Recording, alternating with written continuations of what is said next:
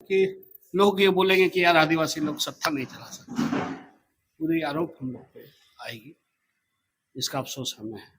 लेकिन हम चाहेंगे कि हर जीवन में ऐसी घटनाएं आती है, इनसे हेमंत सोरेन जी को सबक लेनी चाहिए कि किनको साथ रखना चाहिए और किनको साथ नहीं रखना चाहिए। उनको जितने उनके शागिर्द रहे, पंकज सिन्हा हो, पंकज मिश्रा हो, चाहे पिंटू अभिषेक हो, सभी ने अपना चरित्र दिखा दिया। तो ऐसे मैं यही सलाह देना चाहूँगा इस घड़ी में कि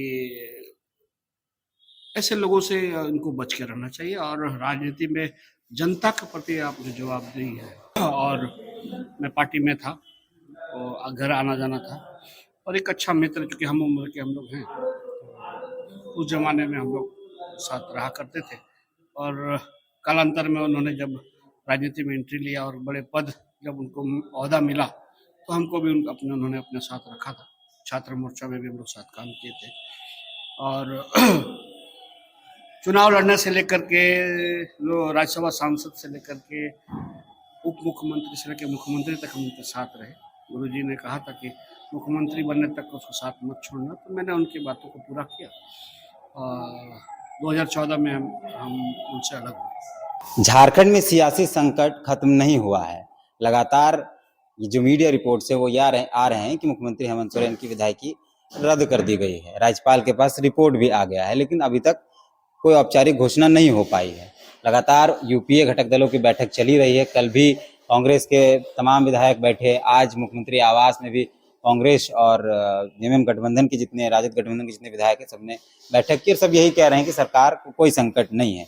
सबका इंतजार यह है कि राज्यपाल की तरफ से क्या आता है, जो बंद लिफाफे में आया है उसमें क्या है, सब यही जानने को आतुर हैं। हम फिलहाल आपको जिस शख्स से मिलाने जा रहे हैं वो झारखंड के मुख्यमंत्री हेमंत सोरेन के पुराने मित्र रहे हैं, बचपन के साथी रहे हैं।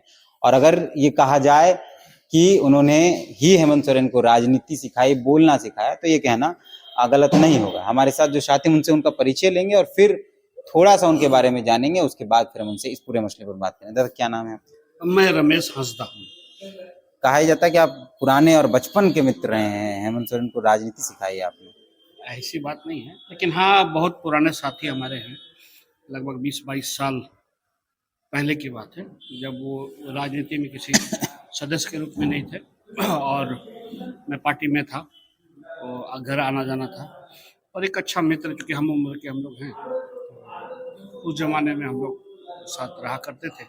और कालांतर में उन्होंने जब राजनीति में एंट्री लिया और बड़े पद जब उनको ओहदा मिला, तो हमको भी उन्होंने अपने साथ रखा था। छात्र मोर्चा में भी हम लोग साथ काम किए थे। और चुनाव लड़ने से लेकर के राज्यसभा सांसद से लेकर के उप मुख्यमंत्री से लेकर मुख्यमंत्री तक हम उनके साथ रहे। गुरुजी ने कहा था कि मुख्यमंत्री बनने तक उसको साथ मत छोड़ना, तो मैंने उनकी बातों को पूरा किया। 2014 में हम उनसे अलग हुए। आपके मित्र की विधायकी लगभग जाने वाली है, जैसा रिपोर्ट्स बता रहे हैं, जो सूत्र बता रहे हैं। कैसा महसूस एक मित्र के नाते कैसा महसूस करें, क्योंकि अभी आप भाजपा में हैं, एज ए प्रतिद्वंदी कैसा महसूस करें? दोनों पक्ष बताएं। देखिए, ये मेरे लिए बहुत दुखद बात है, क्योंकि जिसके साथ हम लोग साथ चले, साथ एक जगह भाषण दिए, एक दूसरे की तारीफ हम लोग करते थे, एक दूसरे को समझते थे, आज राजनीति के इस कोने में खड़ा होना, इस जगह में आकर के वो इस मुकाम तक जा करके धड़ाम से गिरना, ये मैंने कभी जिंदगी में नहीं सोचा था, और ना ही कभी मैं ऐसा चाहूँगा।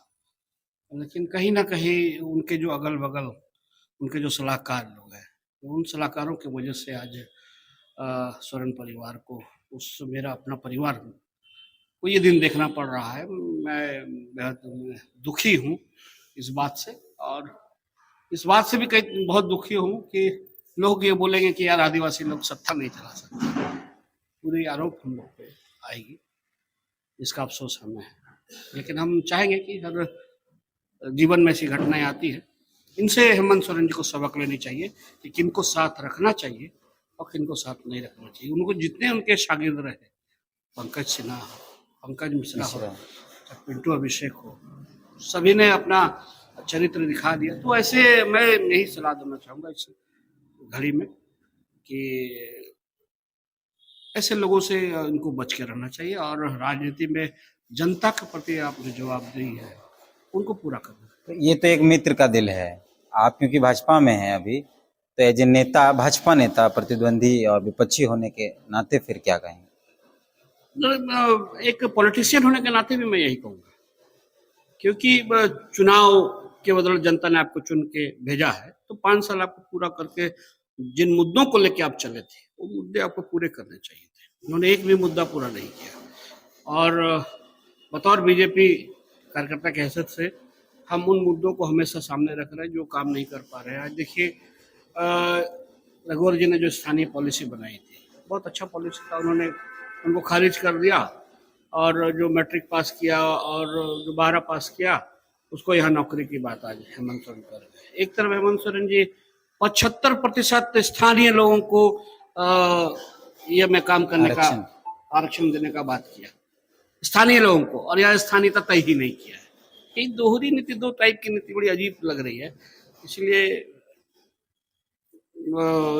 इनकी कोई पॉलिसी क्लियर नहीं है। शराब पॉलिसी में इन्होंने आज बर्बाद कर दिया, गांव देहात में आज शराब की दुकानें खुल गई।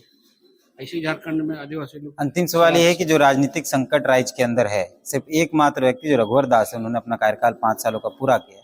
उसके पहले भी और उसके बाद जो सरकारें आई हैं, सब पर गिरने टूटने का संकट बना रहा। इस पर क्या कहेंगे? अंतिम सवाल।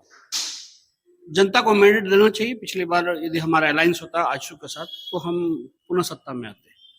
तो झारखंड के सभी पॉलिटिशियनों का, पार्टी भी हम विचार करें। अगले बार भारतीय जनता पार्टी पूर्ण बहुमत से आ रही है और हम लोग सभी पॉलिसी में जिस तरह से रघुवर जी ने काम किया था उसी हिसाब से हम लोग आगे बढ़ेंगे और आज आगे बढ़ेगा। रमेश हांसदा जी थे हमारे साथ, जो दोस्त के नाते दुखी हैं और एक नेता के नाते सलाह भी दे रहे हैं कि जब आपको सत्ता मिलती है, जनता का समर्थन मिलता है, तो जनता के लिए काम करना चाहिए।